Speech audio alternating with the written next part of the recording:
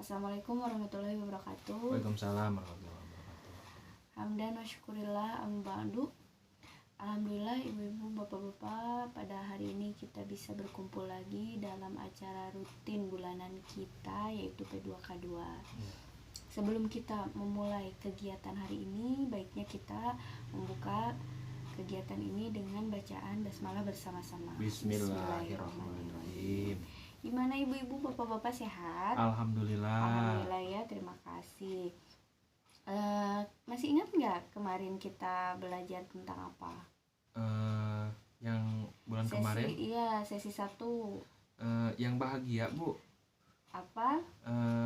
Menjadi orang menjadi orang tua yang lebih baik. Iya. Buka lagi ya sambil dibuka Iya, catatannya. dibuka, Bu. Menjadi orang tua yang lebih baik. Itu kan sesi 1 kemarin ya. Iya. Udah dipraktekkan di rumah. Alhamdulillah, sedikit-sedikit udah bisa dilaksanakan. Iya, pertahankan ya, Bu, Pak. Yang belum dipraktekkan bisa mulai dipraktekkan dari sekarang. Iya. Memasuki sesi 2, kita akan membahas tentang memahami perilaku anak. Apa, Bu? Memahami perilaku anak. Memahami perilaku anak, betul. Memahami perilaku anak itu ada 2 poin penting. Yang pertama adalah meningkatkan perilaku baik anak, dan yang kedua adalah mengurangi perilaku buruk Anak. Yang pertama dulu ya kita bahas ya. Iya. Meningkatkan perilaku baik anak. Nah, misalkan ibu dan bapak, jika anaknya berbuat baik, maka ibu dan bapak akan melakukan Baik. Melakukan apa kepada anak tersebut? Melakukan pujian, memberikan pujian, Bu, bukan? Iya, harus dipuji. Jadi poin pertama dalam meningkatkan perilaku baik anak adalah dengan memuji anak. Misal, anak mau membantu menyapu, ibu dan bapak harus memujinya dengan caranya masing-masing, dengan lemah lembut, supaya anak merasa senang dan mau melakukan kembali perilaku baiknya. Kemudian di sini ada film ya Pak, Bu, tapi maaf sekali tidak bisa saya tayangkan karena tidak ada alat pendukung untuk memutar filmnya. Di sini ada saya ceritakan sedikit saja, saya gambarkan sedikit saja. Di sini ada film tentang Ibu Lili yang sedang memasak. Kemudian dia meminta Ita untuk mengambilkan merica. Kemudian Ita mengambilkan merica dan Ibu Lili mengucapkan terima kasih. Walaupun terhadap anak kecil, tetap saja kita harus memberikan pujian terhadap anak tersebut supaya merasa senang dan mau melakukannya kembali.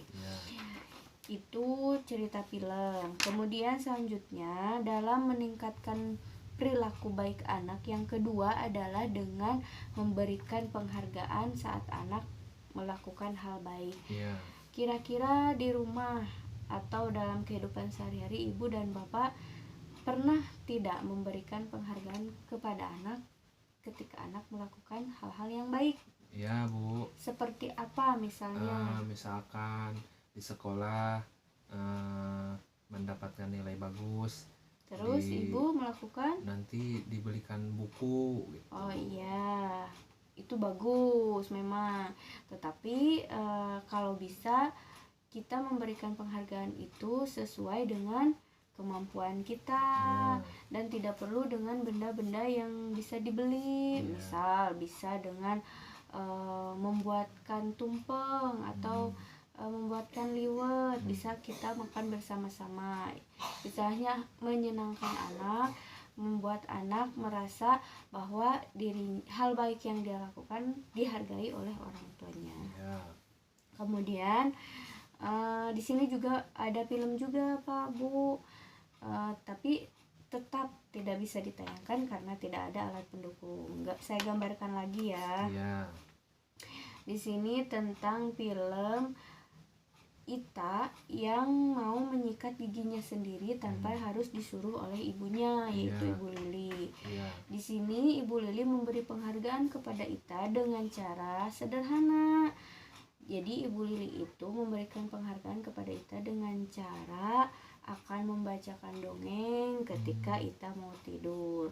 Nah, hal sederhana ini bisa dicontoh oleh ibu-ibu dan bapak-bapak di rumah supaya tidak selalu menjanjikan hal-hal yang bersifat nilainya pakai uang ya Bu. Pak, misalkan ini kan nggak usah dibeli ya, mendongeng, hanya mendongeng saja, itu kan tidak berbentuk benda-benda yang bisa dibeli.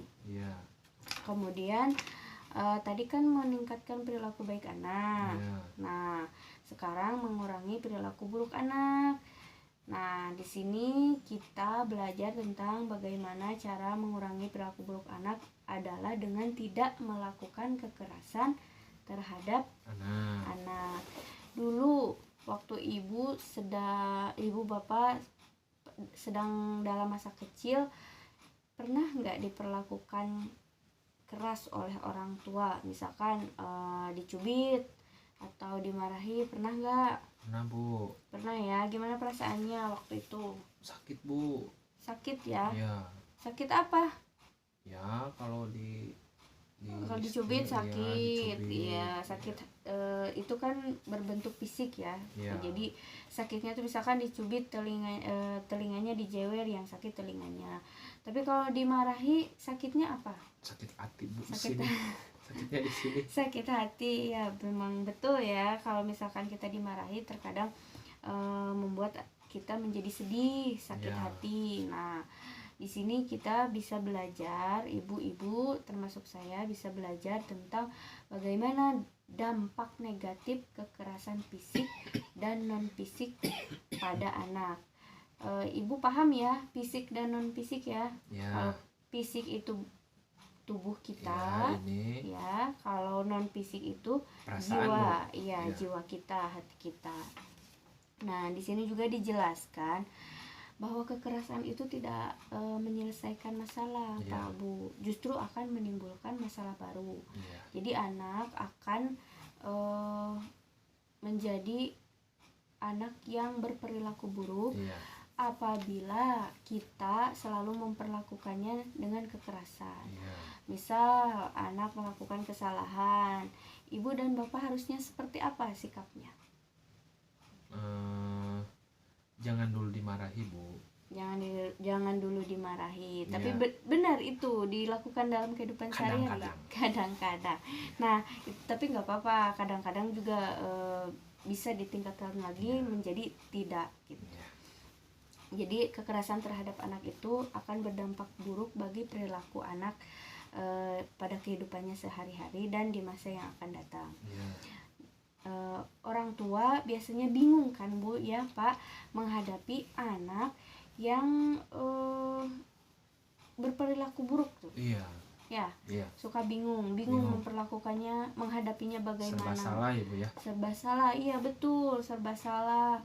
Jadinya orang tua mengambil tindakan cepat dengan memarahi, misalnya memelototi, menjewer, mencubit. Itu kan sudah termasuk kekerasan yang nantinya akan ditiru oleh anak kita dalam kehidupan sehari-hari. Misal jadi mudah emosi dan berkelahi dengan teman-temannya. Nah, itu harus dihindari. Itu dari diri kita, mulai dari diri kita Pak Bu. Jadi jangan sampai kita mencontohkan hal-hal buruk terhadap anak. Gimana Ibu, ada yang mau ditanyakan tentang hal ini? Materi ini? Udah paham gitu. Insya Allah Bu. Insya Allah paham, mudah-mudahan paham ya. Kita ulas lagi sedikit lagi ya dari awal ya.